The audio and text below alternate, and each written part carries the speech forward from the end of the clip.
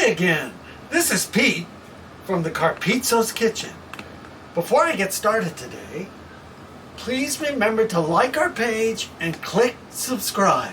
This helps us to get the word out about easy ways to do things in the kitchen. Thank you. The pantry. The pantry and shopping. The pantry and shopping are two very sore subjects in the world today.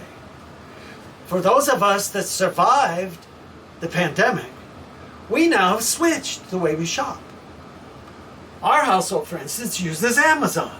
It uses Albertsons shopping. It uses Ralph's shopping, Smith's shopping, Sprouts shopping, and we have it delivered to our front door. But do remember this. When you're making your lists, whether you make them on the cell phone, on a piece of paper, or you keep it in your mind and you're sitting at the computer ordering your food, do remember to get one in backup when you're ordering something. One spaghetti, one backup of spaghetti.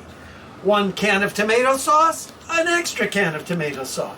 Build up your pantry so that you don't run out in the middle of a recipe. So that's my thoughts for today. Please have a great week, and we'll see you again in Carpizzo's Kitchen. Bye! And remember to subscribe and click the share button. Thank you.